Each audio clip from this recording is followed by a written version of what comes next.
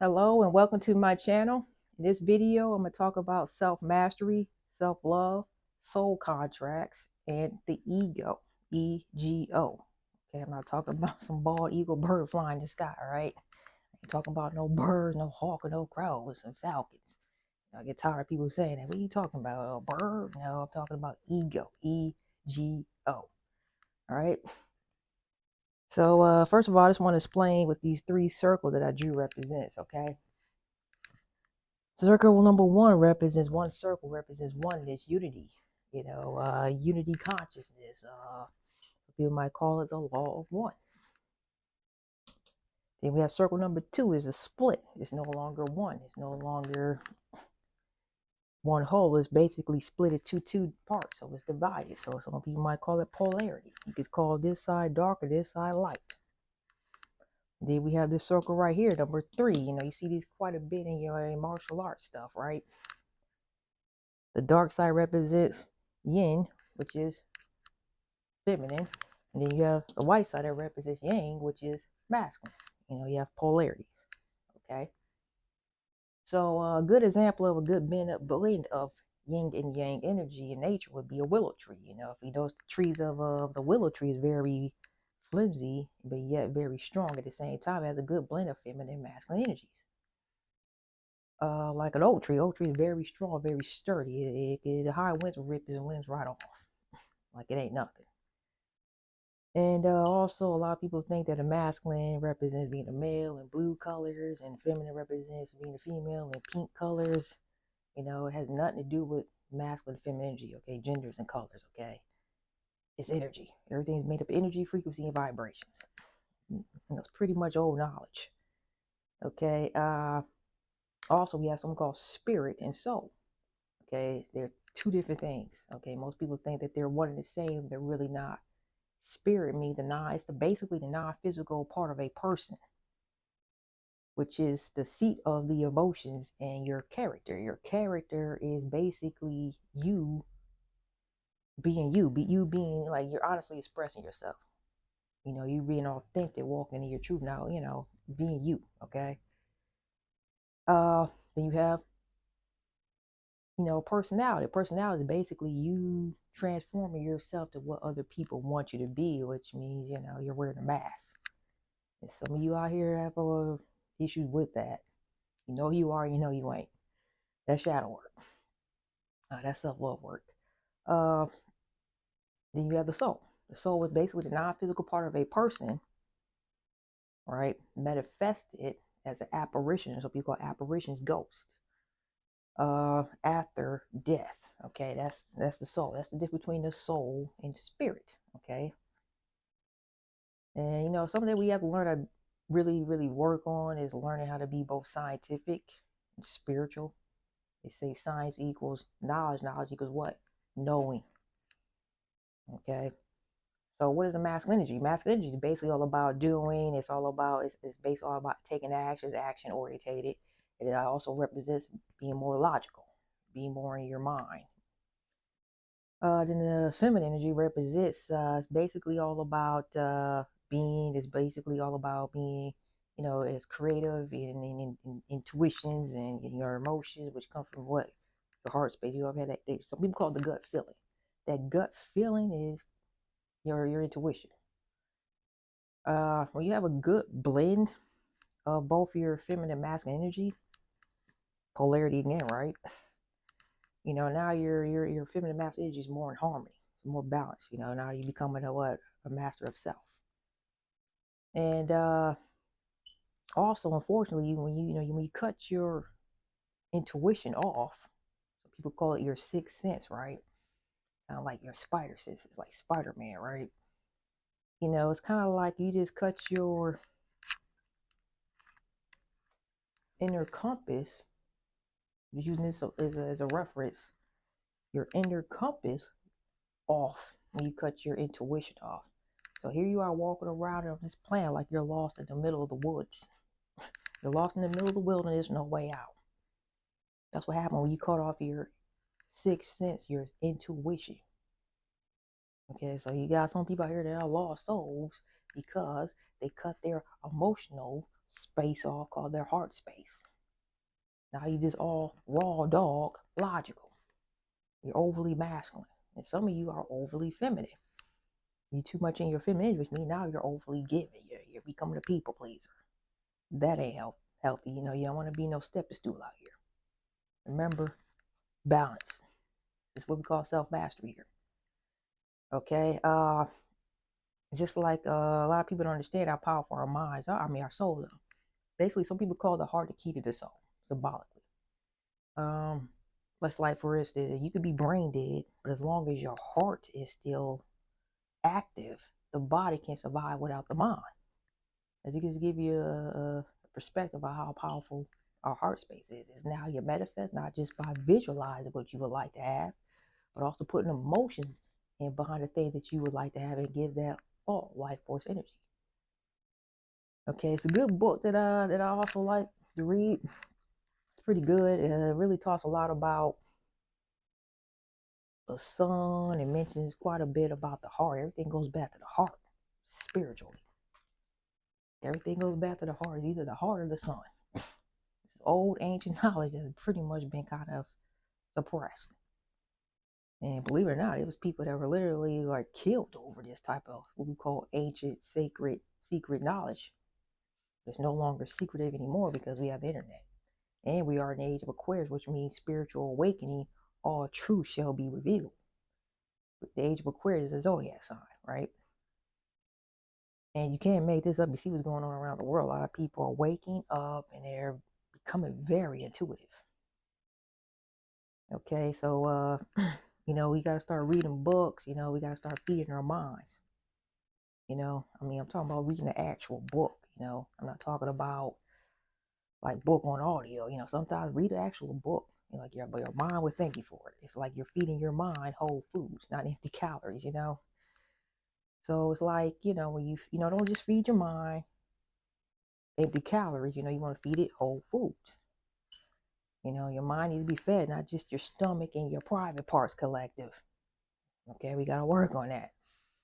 Okay, so let's talk about the higher self. What is the higher self? Basically, the higher self is a part of you that is free from what we call the ego, E-G-O. I like to call it, some people call ego editing God out of you. I like to call it editing your higher self out of you. Okay, some people call the higher self the divine in you. Some people call the higher self the source. Some people call the God source. When you connect more with the higher self, you're vibrating very high. Your manifestation will become strong too as well. And your higher self really keeps you out of a lot of damn trouble. Okay. And that's the power of the higher self. How do you connect more with your higher self? Well, what I did personally when I was going through this whole testing stuff out myself, I started meditating. I noticed when I started meditating, I felt like I was connecting more with something called the higher self. Like back in the day, I didn't know anything about the higher self or lower self. Just like a lot of you guys, learning as I go. Like I said, a lot of us ain't being taught these concepts. Okay. So that's what it felt like to me. I got the book on how to meditate. I didn't know how to meditate. How do I meditate? It's more than just deep breathing techniques. So, I got the book. The book gives you more details. You can find some videos online if you like. I just prefer the books. Books give you more details. People don't do what? A lot of people don't read books. That's the problem. Now, what is the lower self? The lower self is basically the self of passion, pride, lust. It consists of hatred, greed, resentment, ill will, jealousy, envy, toxic addictions. Some people call the lower self, you already know, ego, E-G-O. And some people call it your dark side, your shadow side, which we all have. I don't care who you are. I don't care if you're a monk, a priest, a nun. I don't care if you're a vegan. I don't care how much tithe you give up, how much you meditate, how much you go to church. We all have a lower self. Let's just cut the crap. We all have a lower self within us. Remember, polarity, guys. You gotta become up. The only thing we can do is tame this beast that lies dormant within every single one of us. Okay. That's the only thing we can do. You can't get rid of it. You ain't gonna be able to drown it out. You can forget it. Can you imagine you drowning? You're gonna be fighting for all hell for air. That's your ego. Your ego is just there to protect you from bullshit. Okay, it's the only time you mess with it. Other than that, don't really mess with it. You know, you gotta learn how to tame this beast that lies dormant within every single one of us. That's the only thing we can do. So it's part of self-mastery, you know, part of self-control, balance. I just see when it comes to my higher self and lower self, I just see myself as a light switch. When the light's on, I'm operating from my higher self. I gotta keep my vibes high, right? And when the lights are off, I'm operating from my shadow side, my lower self. That's if I feel threatened. I feel threatened. You take care of business out here. Don't be foolish, collective. Okay, that's something we gotta learn to master within ourselves. Also, what is our number one enemy in life? It ain't Satan. It's what? Your ego. It's our ego that's kicking our butts out here on this planet. Okay, that ego within us is kicking our ass. It was kicking my ass back in the day. Some years back, I had went through a dark night of the soul, went through an ego death. It ain't a picnic. It sucks. I ain't gonna cushion this stuff, Unfortunately, some of you guys going through the dark night of the soul. Some people might not make it through it. Some people might take themselves out because they can't handle it. That dying feeling that you're feeling, I can tell you exactly what it is. It's your lower self, your ego dying within you, trying to hold on for dear life to control you. No, let me control you. I'm gonna protect you. It's like, man, you ruled my life. I gotta, it's not healthy. I gotta balance this out. I need balance. I gotta literally become this. What's what we gotta become? We gotta become a master of these things. So now since I went through my ego death, now I'm allowing my higher self. They allow my higher self to take over. And now I'm living my best life because my higher self took over. Now I was driving this vehicle called what? The physical body. Like back in the day, I was walking around here with like the shit touch, the doo-doo touch, man. I didn't have no modest touch back in the day. That's earned, not given. I was on the bad side of karma. I understand this stuff. I understand everything school. I had to go through it. I had to go through my own lesson, my own essential process. No joke, some of y'all vibrate so low and got such a big ego. I mean, your tower moment gonna be severe. The bigger your ego is, the harder you're gonna fall. Literally. And some of you guys are vibrating so low and got so much bad karmic debts on you. I mean, some of y'all walking around here with the diarrhea touch. Everything you touch and turn into literally splat. Okay, that ain't good. It's a hot mess, but hey, to each his own. Everybody has free will out here. You know what I mean? You want to work on development, build a strong relationship with the higher self. Build a strong relationship with your intuition. Stay on the good side of karma. This is how you develop what, collective? The Midas touch. Everything you touch turns into gold. Symbolically. That's how you develop the Midas touch out here, okay? Like we're being manipulated to stay away from what? Our heart space. And when that happens, what does that make us? What does that transform us into on this planet? Narcissists. Okay, narcissists they're very logical. They all more head space. Almost like you're dealing with a cyborg out here now. They're very programmed. They all are logical. I don't mess with my femininity. We gotta stop being scared of these emotions. We gotta learn how to master it. Remember, this is part of self-mastery. Don't be scared to feel something. You gotta learn how to control this stuff. Just like the rest of us out here. So you really need to work on that. It's shadow work. Okay? It's like we living in a controlling society. It's kind of like, we're being manipulated by machines out here. It's like, hey, if you want to speak, I tell you what, roll this wheel. If you want to say something, it's like, okay, well, can I be myself? Pretty please, what I mean? Whatever. We gotta play this game on this planet. It's basically what it feels like. We live in a control freak society, which is a very narcissistic thing. So what's the signs and symptoms of you dealing with a narcissist? Someone's operating too much from their ego. Well, basically, if you're dealing with the narcissists are very controlling. They like a lot of attention. They like to love bomb you, gaslight you. If you don't know what gaslighting is, look it up. They're emotional manipulator. They like to play victim mentality quite a bit. They care a lot about how people see them and view them in society. They even look at their own children as objects and things, like no different than phones. And people out here in society too, and animals as well. If you walk away from a narcissist and you don't want anything to do with them, narcissists will never realize your worth or value till you're gone, not even thinking about them, and all of a sudden they want to come on back into your life because you bruised their ego. So now they want to chase you down and stalk you and harass you because you're not feeding their ego. Sometimes, some people like to hurt others because they've been hurt, and that's not right. When you're in a narcissistic relationship, there's no equally. They have to be up here, you down here. None of that Batman and Robin shit going on now. And that dynamic duo teamwork crap. Hell no. Okay? You're dealing with some controllers. They like to control stuff. They like to wear masks. They have a hard time, being themselves, and they always know everything. They're always right.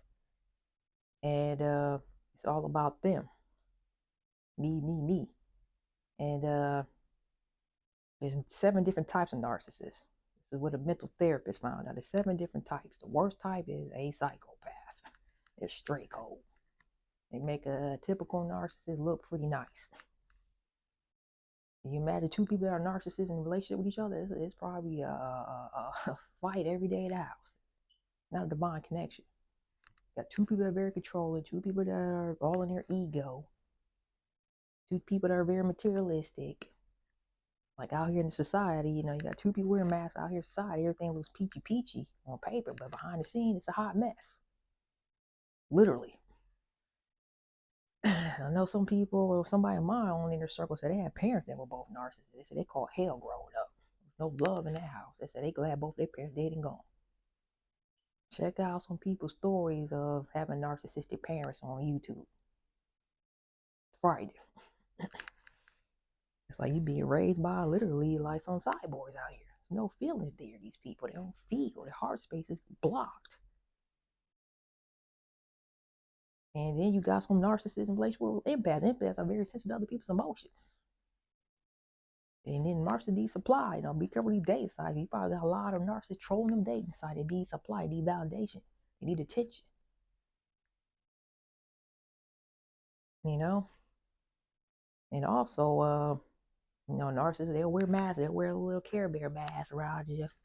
They try to track you with, they try to trap you through pregnancy or through some type of contract, right? And then once they get you in that contract,